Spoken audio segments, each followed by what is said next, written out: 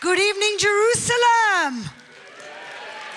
It's so wonderful to have you all here. You know, who's crazy enough to come to Israel in the middle of a war? Only your friends, only your friends, only your allies. And let me tell you that when you feel the cold shoulder of the world, you feel the warm embrace of your friends. And for that, we are so grateful. Thank you for being here. It is, I can't begin to tell you what it is to be in a room with over 400 people from all across the world when the Jewish people in the last 7 months have been through the worst possible time that I remember in our generation. I can't see it any other way. This is what we're going through right now. When my husband and I moved to Israel in 2001, we moved to Israel at a very difficult time. It was the middle of the second intifada. What was the second intifada? It was essentially urban warfare on the streets of Jerusalem. Why? Because we had the audacity to offer the Palestinian leadership a two-state solution. Exactly what they're talking about right now. At 2001, they had the opportunity to say yes. But instead, they said no.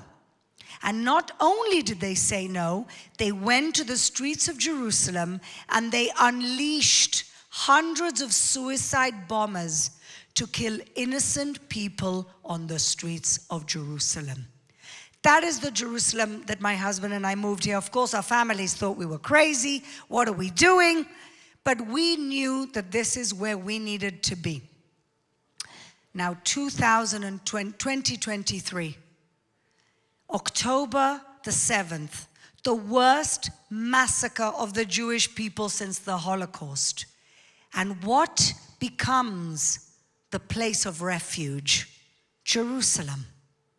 At one point, we had 50,000 evacuees in this city from the north and from the south. And Jerusalem, the city that 23 years ago, was the arena of suicide bombings and of terror, became that city of refuge. And we really have suffered tremendously. We are a country in trauma. And there are days when it's difficult to get up in the morning and find that faith.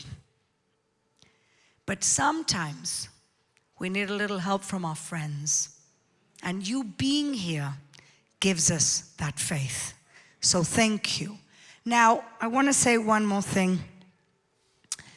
You will hear a lot of difficult stories in the next few days because we have been through this terrible trauma. But we always have to hang on to that point of faith and that point of light. And I have managed to find a few things to hang on to. The first, of course, is all of you. You know, the mob and the bullies make a lot of noise, but your friends come to embrace you. And so what gives us light is your friendship. And we know there are so many allies around the world. Some make noise and some make less noise, but they're no less allies. The second point of light that we have here in this region is the fact that whatever you hear in the news, the Arab countries of the Abraham Accords are still in the Abraham Accords. That the Middle East has turned into something different than it was.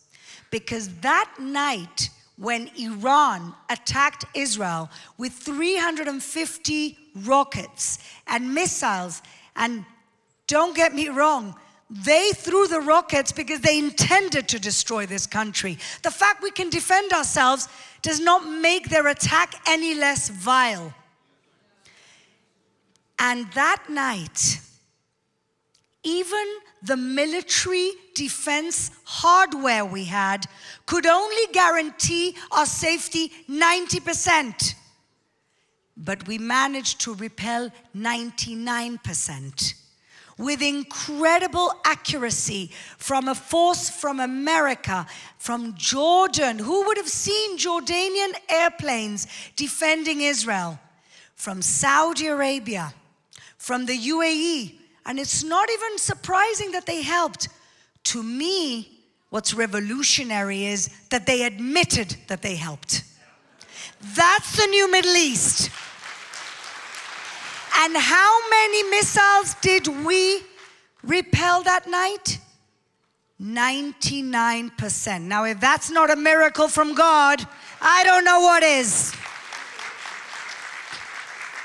And finally, what gives us the point of light is that we've gone from a very divided society from October the 6th to a more united society. It's the fact that we have shown resilience, strength, hope, action. At any given point, 80% of this country is volunteering for this war. That is unprecedented. But what gives me even more strength, and this is why it's important that you're here, is that the resilience of Israel also includes the fact that we know we're going to get over it. And we know that with a little help from our friends, we're going to come out of this bigger, stronger, and better. Thank you so much for being here.